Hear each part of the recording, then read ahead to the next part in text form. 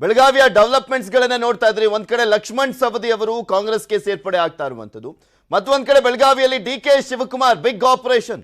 ಅದು ಲಕ್ಷ್ಮಣ್ ಸವದಿ ಬಳಿಕ ಮತ್ತೊಬ್ಬ ನಾಯಕರಿಗೂ ಕೂಡ ಗಾಳವನ್ನ ಹಾಕಿದ್ದಾರೆ. ಅದು ಶಾಸಕ ಅನಿಲ್ ಬೆನಕೆ ಅವರನ್ನ ಕಾಂಗ್ರೆಸ್ಗೆ ಸೆಳೆಯುವಂತ ಯತ್ನ. ಬಿಜೆಪಿಯವರೇ ಬೇಡ ಅವರಿಗೆ ಟಿಕೆಟ್ ಅಂತ ಬಿಟ್ಟಿರುವಂತಹ ನಾಯಕನನ್ನ ಈಗ ಕಾಂಗ್ರೆಸ್ಗೆ ಸೆಳೆಯುವಂತ ಯತ್ನ. ಬೆಳಗಾವಿ ಉತ್ತರ ಕ್ಷೇತ್ರದ ಶಾಸಕರು ಅವರು ಸತೀಶ್ ಜಾರಕಿಹೊಳಿ ಹೆಬ್ಬಾಳ್ಕರ್ ಮೂಲಕ ಆಪರೇಷನ್ ಅನ್ನ ಮಾಡಲಾಗ್ತಾ ಇದೆ ಅಂತ ಹೇಳಲಾಗ್ತದೆ. ಅವ್ರ ಮುಖಾಂತರನೇ ಮಾಡಬೇಕು, ಬಿಕಾಸ್ ಬೆಳಗಾವಿ ಭಾಗದ ಪ್ರಮುಖ ನಾಯಕರು ಅವರು. ಸೊ ಹೀಗಾಗಿ ಅವ್ರಿಗೆ ಆದಂತ ಒಂದು ಕಾಂಟ್ಯಾಕ್ಟ್ಸ್ ಇರುತ್ತಲ್ಲ, ಸೊ ಅವ್ರ ಮುಖಾಂತರ ಸೆಳೆದುಕೊಳ್ಳುವಂತ ಯತ್ನವನ್ನ ಮಾಡ್ತಾ ಇದ್ದಾರೆ.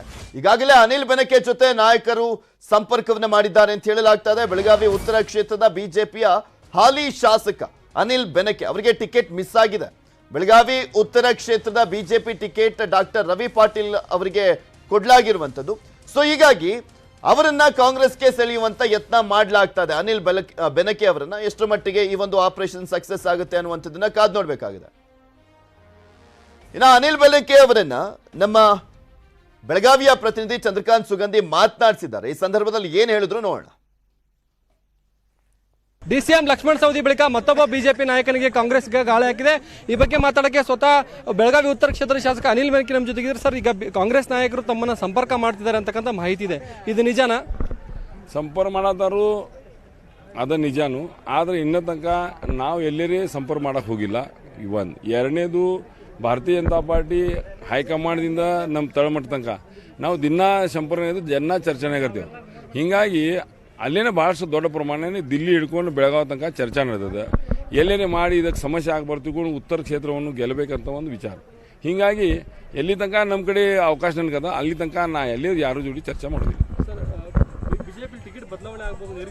ಹೌದೌದು, ನಕ್ಕಿ. ಮತ್ತು ಇವತ್ತು ಹೈಕಮಾಂಡಿಂದ 2-3 ಮಂದಿ ಬರತ್ತಾರು. ಇದ್ರ ಬಗ್ಗೆ ಏನು ಸಮಸ್ಯೆ ಆಯ್ತು ಕೇಳಲಿಕ್ಕೆ ಬರತ್ತಾರು. ವಿಶೇಷವಾಗಿ ಉತ್ತರ ಕ್ಷೇತ್ರ ಬಗ್ಗೆ ನಕ್ಕಿ ಗಮನಿಸ್ತಾರೆ. ಸರ್, ಯಾಕೆ ನಿಮ್ಮ ಕೈ ತಪ್ಪಿತು? ಯಾಕಂದ್ರೆ ಹಾಲಿ ಶಾಸಕರಿದ್ರಿ, 5 ವರ್ಷ ಕೆಲಸ ಮಾಡಿದ್ರಿ. ನಾನು ವಿಚಾರ ಮಾಡತ್ತೇನೆ.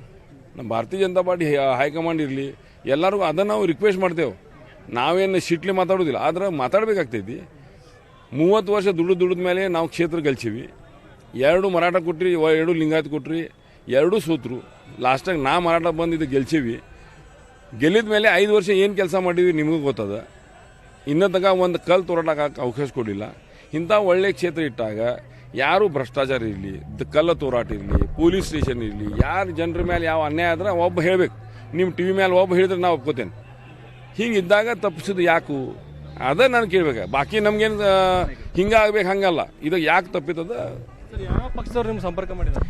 ಎಲ್ಲ ಇವು ಯಾವ ರೆಡ್ಡಿ ಅಂತ, ಜನಾರ್ದನ್ ರೆಡ್ಡಿ ಇರಲಿ, ನಂತರ ಜನತಾದಲ್ಲಿರಲಿ, ನಂತರ ಕಾಂಗ್ರೆಸ್, ಆಮ್ ಆದ್ಮಿ ಏನು ಇನ್ನೂ ತನಕ ನೋಡ್ಬೇಕಾದ ಯಾವ ಫೋನ್ ನನ್ನ ಕಡೆ ಇಳಿಲ್ಲದ ಸಮಸ್ಯೆ ಇದಕ್ಕೆ ಮಾತಾಡೋದು ಅಂದರೆ ಹಿಂಗೆ ಬರತ್ತಾರೋ. ಆದ್ರೆ ನಾವು ಅಷ್ಟು ಅವಕಾಶ ಕೊಡೋಕೆ ಹೋಗಿಲ್ಲ. ಕಾದು ನೋಡ್ತೀರಿ 2 ದಿನ? ಹೌದು, ನಕ್ಕಿ. ನಮ್ಮ ಈಗ ಇವತ್ತು ಈಗ ಎಲ್ಲರಿಗೂ ಮತ್ತೆ ಭೇಟಾಗತ್ತೇವೆ. 2 ದಿನ ನಾನು ಕಾದು ನೋಡ್ತೇನೆ. ಮುಂದಿನ ಅದಾದ ಬಳಿಕ ನಾನು ಮುಂದಿನ ನಿರ್ಧಾರ ಮಾಡ್ತೇನೆ ಅಂತೇಳಿ ಬೆಳಗಾವಿಯಲ್ಲಿ ನ್ಯೂಸ್ 18 ಕನ್ನಡಕ್ಕೆ ಶಾಸಕ ಅನಿಲ್ ಬೆನಕೆ ಇರ್ತಕ್ಕಂಥದ್ದು. ಕ್ಯಾಮರಾಮನ್ ರವಿ ಜೊತೆ ಚಂದ್ರಕಾಂತ್ ಸುಗಂಧಿ, ನ್ಯೂಸ್ 18 ಕನ್ನಡ. ಪಕ್ಷದ ಸಿದ್ಧಾಂತ ಒಪ್ಪಿ ಸವದಿ ಕಾಂಗ್ರೆಸ್ಗೆ ಬರ್ತಾ ಇದ್ದಾರೆ. ಬಂದರೆ ಸ್ವಾಗತ. ಸವದಿ ಆಗಮನದಿಂದ ಪಕ್ಷಕ್ಕೆ ಲಾಭ ಆಗುತ್ತೆ.